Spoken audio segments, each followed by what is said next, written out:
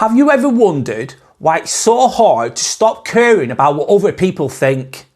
Even though you know that giving less of an F about what other people think will be a good thing for your life. Sometimes though, it's easier said than done. The psychology behind it might surprise you. In this video, we'll break down why giving too many Fs is holding you back and how to finally let go. So let's get into it. Today, we're diving into an intriguing subject that has a touch of humour and a lot of truth. The psychology of not caring about what others think, not giving an F. If you've ever found yourself worrying about what people say or think about you, then stick around because we'll explore why that happens and how to break free from those chains of social approval. First off, let's talk about what's going on in our minds. It's pretty fascinating when you think about it. Humans are social creatures, meaning that for thousands of years we've relied on each other to survive. This deep-seated need for social connection has hardwired us to seek approval from our peers. Just think back to when early humans were around, people needed to band together in groups for safety. Imagine caveman times, for instance. So being liked and accepted during those times was crucial. If you were shunned, you were basically setting yourself up for failure. Basically, being kicked out of a group could mean death in those times. That instinct, though, hasn't faded over time, and it shows in our modern lives. Now, we don't need to worry about being chased by wild animals anymore on the whole, but we do encounter social situations that trigger those feelings of vulnerability. Whether it's a casual chat with a colleague or a family gathering, the desire for acceptance often clouds our thoughts. We can find ourselves second-guessing our opinions, altering our behaviour, and sometimes doing things we don't even want to do, all in the name of just fitting in. In essence, you end up not being your true self. They say peer pressure is a teenager problem, but it's very much prevalent within adult interactions. For example, have you ever been pressured into having a drink when you're out, even if you don't feel like you want to? Or family pressuring and guilt tripping you to go to a family event, even though you don't really know the family, you might not even know the family members well, and you just can't be bothered going, but you feel pressured to go. Comment below if you've ever experienced this, or if you can, share your experiences with being pressured into something that you really didn't want to do. So, why is it so hard to let go of this need for approval? Well, one reason is because of how we process experiences in our minds. Our brains are hardwired to respond to social cues and feedback.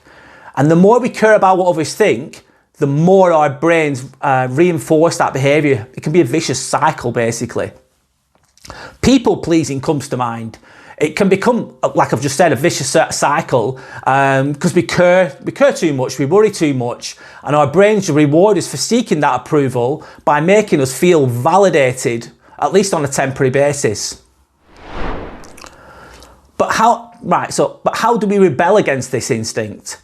How do we shift our mindset from seeking others' opinions to embracing our own? The first step is awareness. Recognising this need for validation exists is essential. Just take a moment to observe your own thoughts.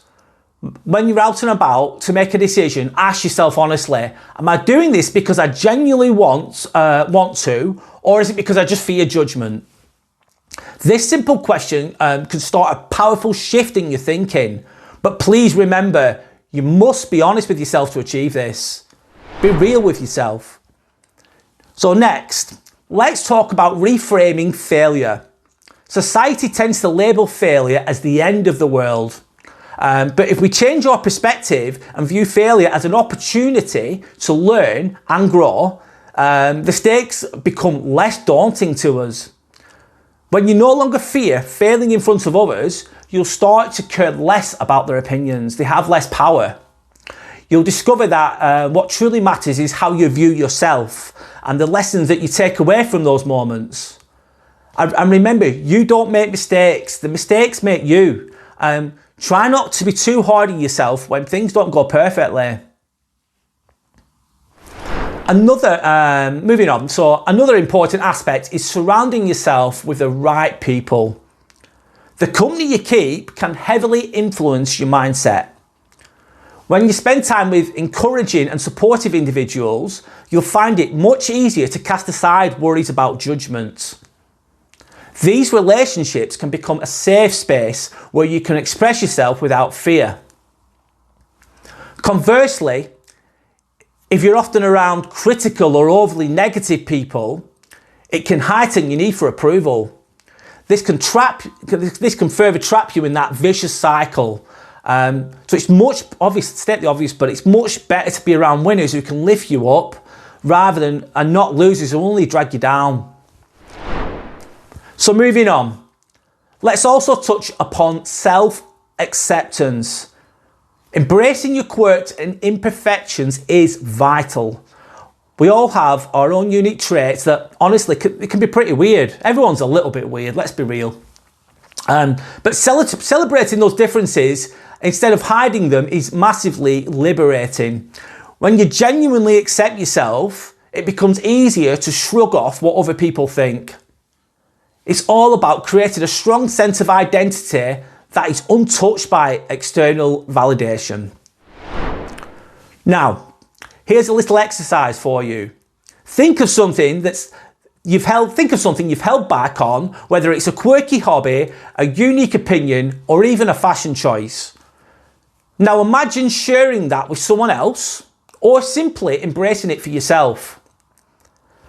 How does that make you feel? Comment below. This practice of expressing your authentic self, even in the smallest of ways, can be massively empowering. It's all about building the muscle of self-acceptance and letting go of the need for everyone else to nod along to. You can start small with this one, then go on from there. But remember, again, sharing this with a trusted person in your life can help with this. Additionally, mindfulness can help ground you in the present. Practicing mindfulness techniques like deep breathing or meditation can help. If this isn't for you, then I find walking to help clear the mind. This can allow you to tune out the noise of social expectations. Finding moments of calm can bring clarity and enable you to evaluate situations more objectively.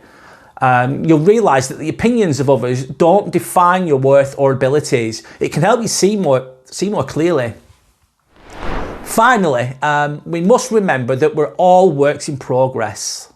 No one has it all figured out, and everyone is on their own journey. I certainly haven't figured everything out, but I am much better than I used to be at this.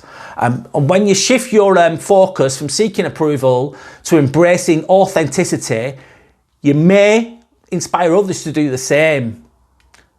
Imagine like a ripple effect that you can cause, where your courage to be yourself encourages others to break free from their own chains.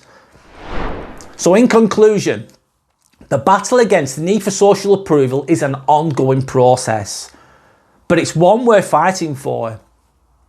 By understanding the roots of our own behaviour, practicing self-acceptance, surrounding ourselves with positive influences, and embracing failure as a stepping stone, we can reclaim our freedom. Let's take a collective leap into this more authentic life, where we can celebrate our own uniqueness rather than blending into the background. It's time to care less about what other people think and more about what makes us who we truly are. Thank you for joining me today, and here's to living life unapologetically. Obviously, whilst still being a decent person as well, of course. If you want to see more content like this, then please subscribe. It really helps the channel. And we'll be creating more content like this every week. Embrace the balance and your own power with a quiet strength and loud impact. Thank you for listening, and goodbye.